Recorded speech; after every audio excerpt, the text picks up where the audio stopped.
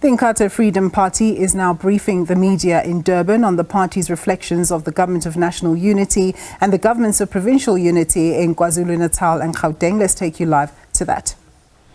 And Chairperson of Portfolio Komatubaba Umsimango, we've got the National Secretary of the IFP Women's Brigade and the Mayor of Umlalazi, Umama U, Clean Audit, Clean Town, QT Ulu. And then we have got the member of the NEC, who's also the MEC for Sports, Arts and Culture in KwaZulu-Natal, Kaula. And then the General Secretary of Administration, Ubaba Umbango, and the Director of Communications, Lizel van der Merwe.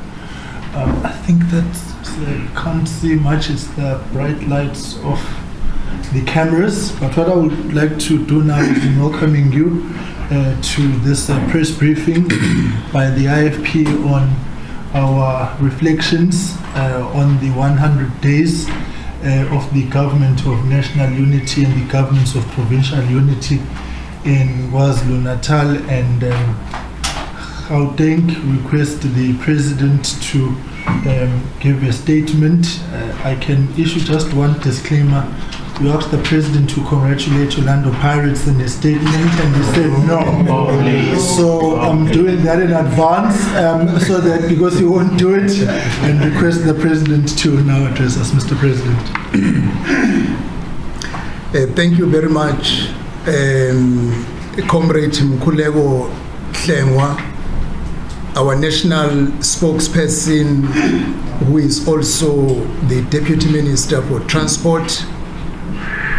I want to greet the entire leadership of the IFP that is part of this press briefing which has been introduced to you.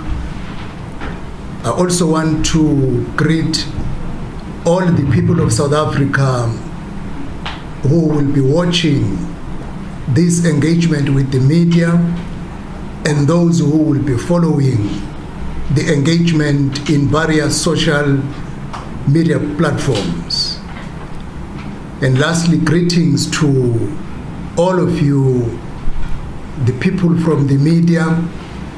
It is nice to meet you again. We had good engagement during the campaign time, and it is time to give accountability. We promised as the IFP that we will not run away after elections, and this is how we keep our promise. Thank you for joining us today. We meet under very sad circumstances. We learned early this morning of the passing of Princess Buiselwa Angela Buthelezi, the youngest daughter of our founder, Prince Mangosuthu Buthelezi. Our party is utterly devastated by the loss. Princess Buiselwa Angela Buthelezi loved the IFP and served our nation with dedication as a member of the National Council and a member of Parliament MP. Our deepest condolences goes to the Buthelezi family and all the entire IFP family. Let me continue by remembering the great patriots South Africa has lost in recent weeks. Their legacies will continue to inspire us. Adding to the pain of losing these exceptional South Africans have been the acts of senseless lawlessness that have gripped our country and which has led to mass killings in both Eastern Cape and KwaZulu-Natal. We convey our condolences to the families who have lost loved ones. Lawlessness and crime in South Africa is a crisis that must be dealt as such. As the IFP, we recommit ourselves to fighting crime wherever it manifests. We also remember the 6 Soweto school children who so tragically lost their lives after eating food from a foreign-owned spaza shop. The IFP is of the view that we need multiple urgent interventions that must be initiated to ensure that we return the spaza shop industry to South Africans while dealing with the large amount of foreign nationals who are undocumented and who are working illegally or running businesses in South Africa without complying with the laws and the regulations of South Africa. We believe that South Africa has an illegal migration crisis. We will ensure that our manifesto commitments in this regard is not only taken into consideration at a GNU level, but implemented. Today marks the start of the Matric examinations. On behalf of the IFP, we wish all grade 12 learners the best in their examination.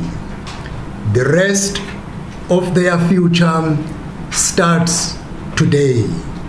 We hope that our learners will excel during this period of their last grade examination at a high school level.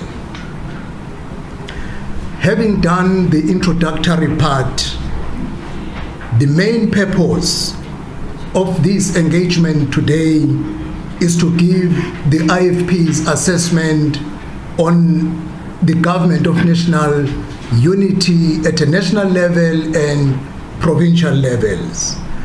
I must indicate and request the people of South Africa and yourself as media to bear with us. We might be a little bit longer. The IFP entered the 2024 elections knowing that it will be the most crucial elections since the dawn of our democracy. Our country faces multiple challenges: a youth unemployment and jobless crisis, an immigration crisis, a cost of living crisis, a safety and security crisis, to name but a few issues.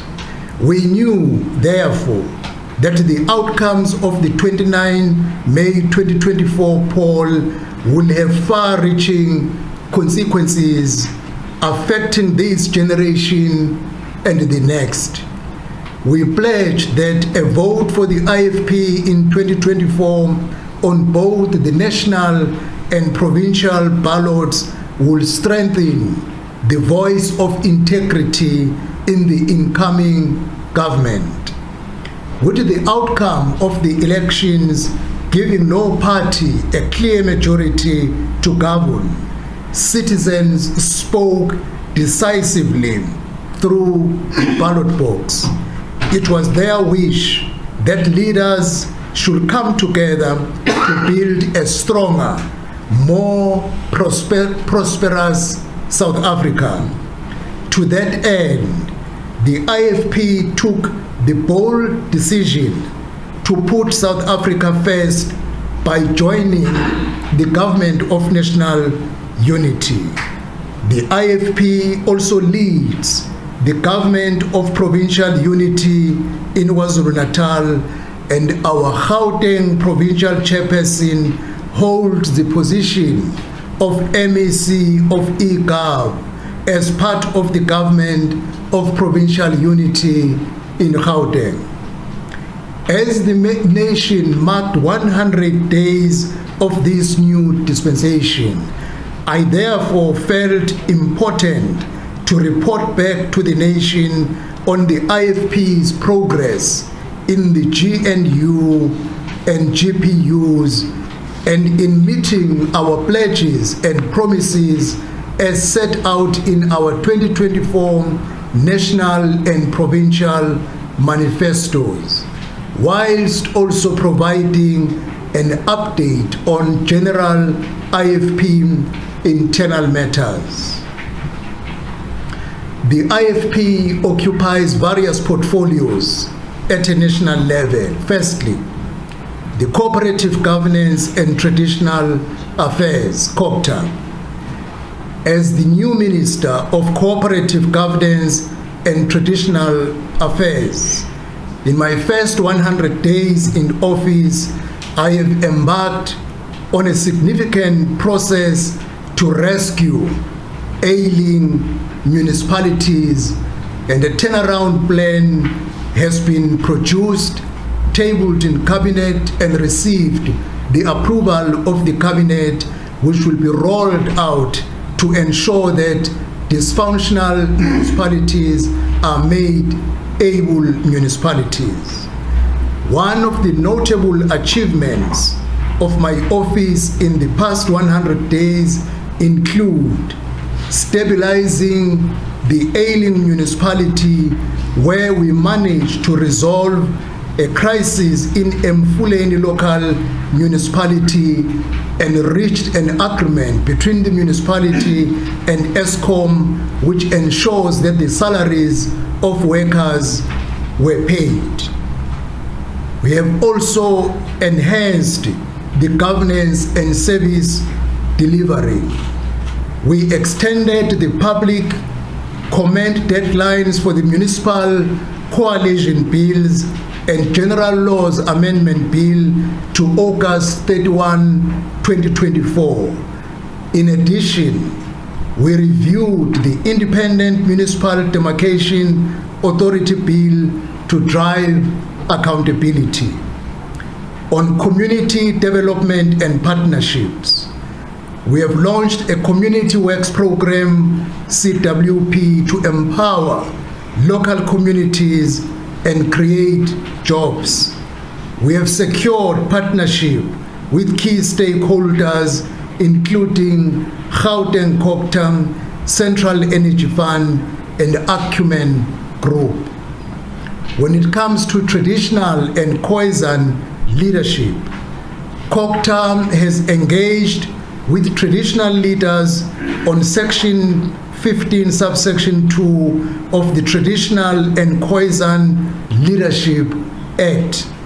We have also finalized the customary initiation regulations and began consultation on pension benefits for traditional leaders. And we have successfully held 2 engagements, one with the kings, the queens, and principal traditional leaders throughout South Africa, as well as the National House of Traditional and KwaZulu leaders, where we engage on critical issues to enable our traditional institution to play a major role in transforming and advancing our country. On disaster management, as we all know, we are living in the times of climate change.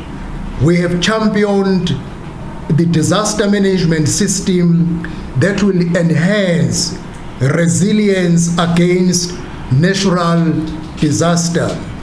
We have established a national task team on disaster risk management, and on Monday next week, we will be holding the press conference to demonstrate and convey our readiness for the midsummer, as we are approaching a period where we'll be having a lot of rain as a country, to ensure that all sections are activated to be ready to mitigate the challenges of climate change. With all the above items, we have maintained and emphasized that the progress we have made is just the beginning, and there is still much work to be done to address deep-rooted challenges within COGTA, in our municipalities, as well as the traditional and KZN leadership. The IFP is also entrusted with another ministry, the Public Service and Administration. Our Deputy President, Honorable Inkosi Mzamo Buthelezi, now holds the position of Minister for Public Service and Administration. In the past 100 days, the Department of Public Service and Administration signed a Memorandum of Understanding, the MOU, with the Chandler Institute of Governance.